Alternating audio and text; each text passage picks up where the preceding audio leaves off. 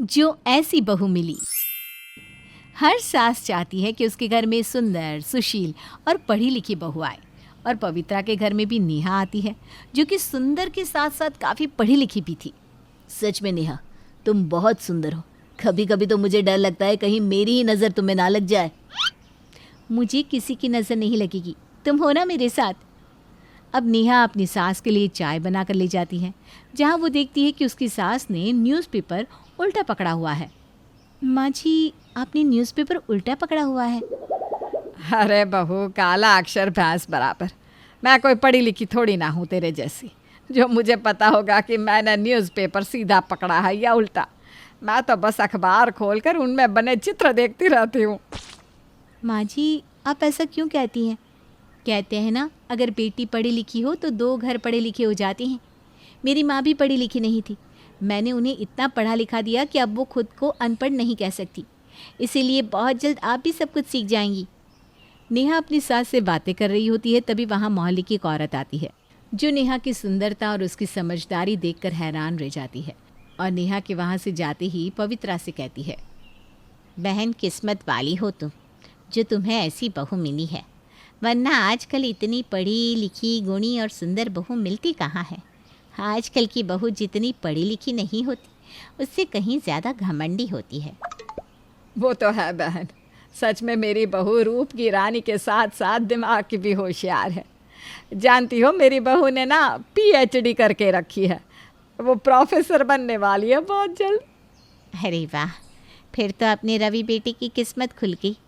कहाँ, रवि बेटा सिर्फ BA फाइनल है और उसकी बीवी PhD करके बैठी है। सही है रवि का, घर में एक प्रोफेसर होने वाली बहू आ गई है। अब तो तुम्हारा पूरा खानदान पढ़ा लिखा हो जाएगा।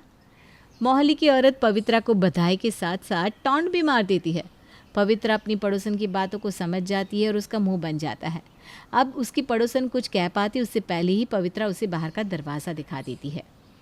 अरे बहन, तुम बिना अपनी बहू की इजाज़त से आई हो क्या मेरे घर? अगर उसे पता चल गया तो वो घर के साथ साथ मोहल्ले में भी हंगामा कर देगी।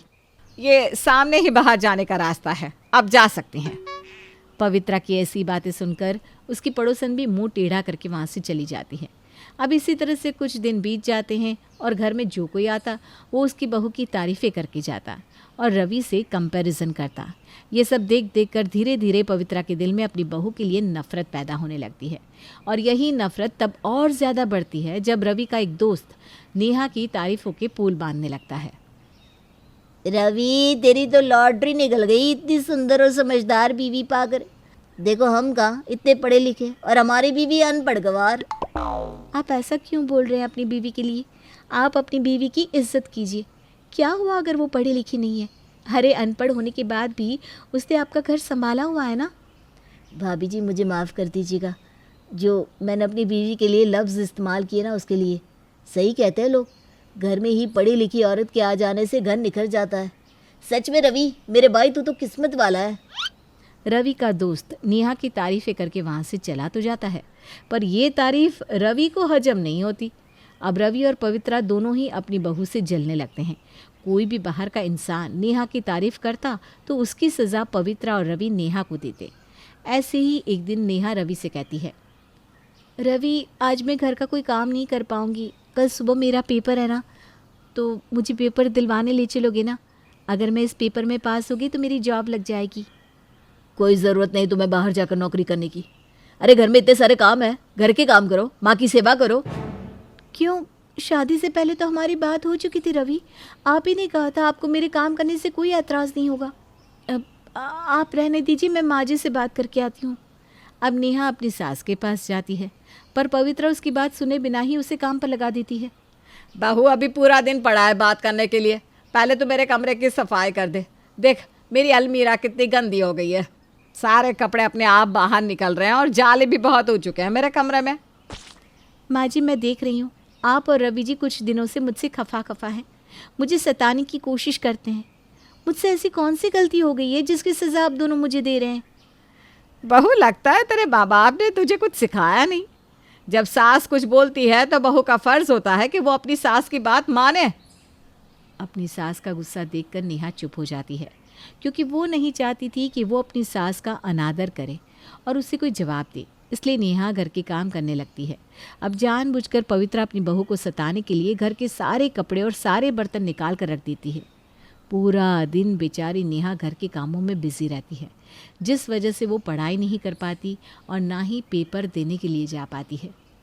आखिर मुझसे ऐसी कौन सी गलती हो गई कि मेरे घर वालों ने मेरे साथ ऐसा किया? आज इनकी वजह से मेरा सपना अधूरा रह गया। पर मैं एक पढ़ी लिखी लड़की हूँ, मैं चुपचाप नहीं रह सकती। नेहा का सपना अपनी सास और पति की वजह से अधूरा रह जाता है। अब नेहा अपनी सास और पति के अत्याचारों को बर्दाश्त नहीं कर पाती और अपने पिता को फ़ोन करती है। पापा, यहाँ कुछ ठीक नहीं है, आप मुझे लेने के लिए आ जाओ। मेरे ससुराल वाले अच्छे नहीं हैं। उन्हें शर्मिंदगी होती है लोगों से ये कहने में कि उनकी बहू घर में सबसे ज़्यादा पढ़ी लिखी है। ज़्यादा पढ़ा लिखा होना मेरे लिए सज़ा बन रहा है। बेटा तू फिक्र मत कर, मैं तेरे ससुराल वालों को अच्छा सबक सिखाऊंगा। मैं कल ही आ रहा हूँ तुझे लेने के लिए। अब नेहा के पिता बिना कोई देरी करे अगले दिन नेहा को लेने के लिए उसके ससुराल पहुंच जाते हैं, जहां रवि अपने ससुर को अचानक से देखकर घबरा जाता है और नेहा से गुस्से में कहता है, तुम्हारे पापा यहाँ क्या कर रहे हैं? मेरी बेटी से क्या बात कर रहे हो? मुझसे बात करो। मैं अपनी बेटी को यहाँ लेने आया हूँ। मैंने बेटी को राजकुमारी की तरह रखा। मैं अनपढ़ था, मेरी बीवी अनपढ़ थी, पर मेरी बेटी ने हम दोनों को पढ़ाया लिखाया। बस कीजिए पापा, ये नहीं समझ सकते। नहीं बेटा, मुझे बोलने दे। यही सपना लेकर मेरी बेटी ससुराल में आई थी कि वो प्रोफेसर बनने के बाद घर की जिम्मेदारियां निभाएगी, अपने ससुराल वालों को पढ़ाएगी। पर आप लोगों ने मेरी बेटी के हाथ में कलम पकड़ाने के बदले झाड़ू पकड़ा दिया। आज मेरी बेटी किसी कॉपी पर साइन नहीं कर रही, बल्कि घर के बर्तन मांज रही है। मैंने अपनी बेटी के लिए ऐसा घर नहीं सोचा था। समधी जी, आपको कोई गलत फहमी हुई है। देखिए, अब बहू का तो फ़र्ज़ होता है अपने ससुराल की देखभाल करना। बस कीजिए माँ जी, आप साफ साफ क्यों नहीं कह देती कि आपको जलन होती है जब बाहर का कोई शख्स मेरी तारीफ़ करता है, और इसी जलन में आकर आपने अपना गुस्सा मुझ पर निकाला। आप दोनों ने जाने अनजाने में मुझे इतना सताया है कि अब मैं आप लोगों के साथ नहीं रह सकती। अब नेहा अपने ससुराल वालों से रिश्ते तोड़कर अपने पिता के साथ चली जाती है। नेहा के जाने के बाद रवि और पवित्रा को अपनी गलती का एहसास होता है कि गुस्से में आकर उन्होंने नेहा के साथ कितना गलत किया।